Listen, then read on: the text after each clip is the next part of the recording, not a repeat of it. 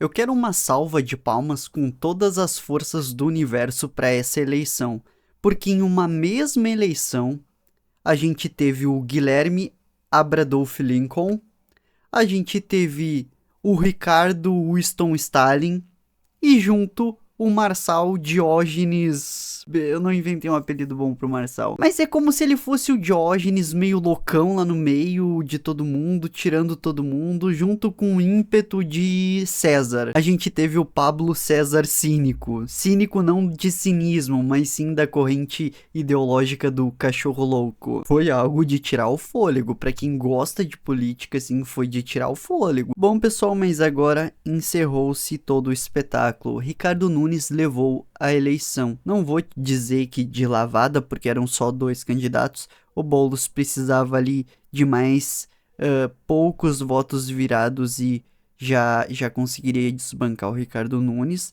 Mas ainda assim, foi muito bem o Ricardo Nunes no segundo turno. Aliás, parabéns ao Ricardo Nunes. Entre os dois, eu creio que a população meio que se dividiu entre o pior e o menos pior, mais ou menos nesse ritmo.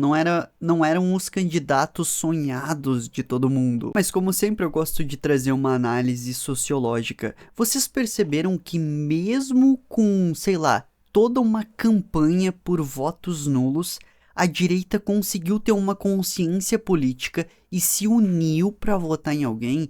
Isso é histórico, hein? É a primeira vez que eu vejo indícios de uma união pelo menos pior no lado da direita. A esquerda nunca vota nulo. Eu nunca vi um cara da esquerda dizer vote nulo, não gostamos de tal sujeito. A esquerda sempre vota no candidato mais à esquerda possível. A direita quer dar uma de limpinha. Não, eu cruzo meus braços. Eu sou superior se os dois são ruins, então eu vou anular meu voto. E é evidente que isso é um erro, porque senão tu deixa os unidos tomarem o teu espaço. Eles te vencem pela força e pela união.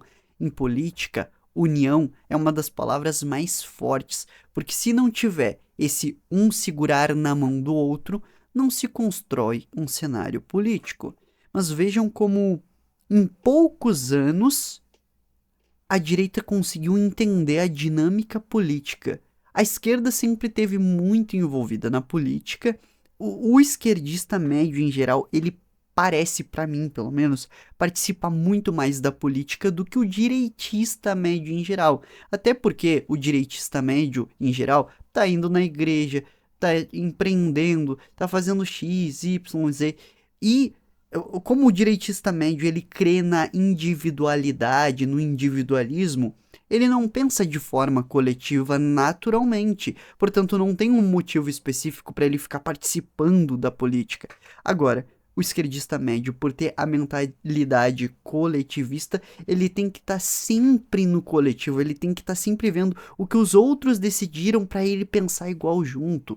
São dois tipos de mentalidades distintos, eu respeito ambos, é óbvio que entre ambos eu prefiro a liberdade à coletividade, todo mundo sabe disso, não é segredo para ninguém.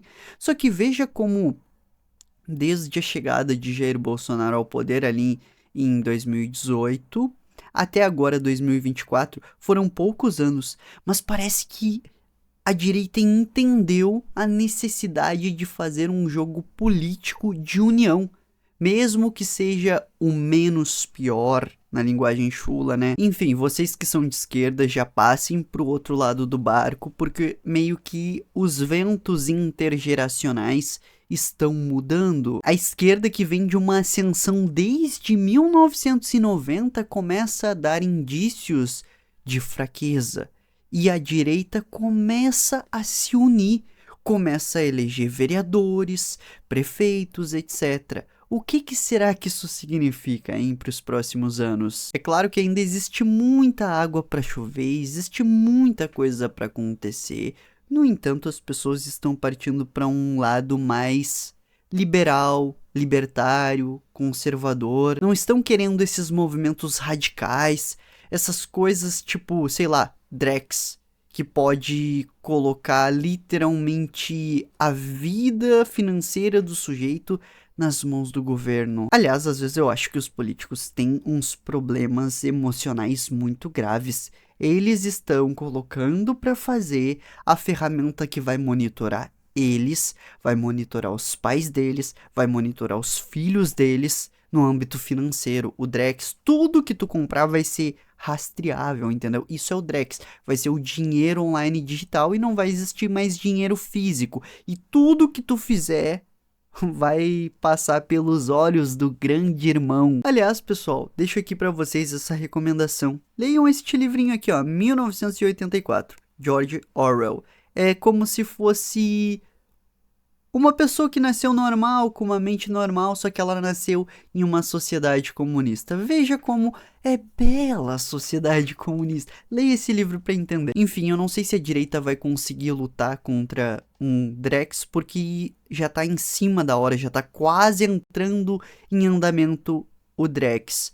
Só que eventuais tentativas de totalitarismo, como, sei lá, censurar a liberdade de expressão, ensino mais enviesado ainda ideologicamente, eu acho que isso, com o passar do tempo, a direita vai conseguir barrar. Aliás, uma opinião pessoal minha sobre a canalice humana. Qualquer sujeito que não apoie escola sem partido, escola sem ideologia, é automaticamente um canalha, porque quer ideologizar crianças. Eu não sei se tu sabe, escola sem partido não significa uma escola que não ensine política, é o oposto, tá? É o ensino de todas as correntes ideológicas junto, tá? Ao invés de ser só uma. Enfim, pra mim, o sujeito que não quer uma escola sem partido, ele quer a doutrinação, ele quer o emburrecimento. Portanto, é um sujeito que eu respeito menos, tá? Eu acho que ele não tem uma capacidade de discernir bem sobre a realidade. E quem raciocina bem sobre a realidade geralmente desenvolve estratégias. E caso seja a tua vontade, desenvolver estratégias, clica no primeiro link da descrição para conhecer o renascer dos estrategistas.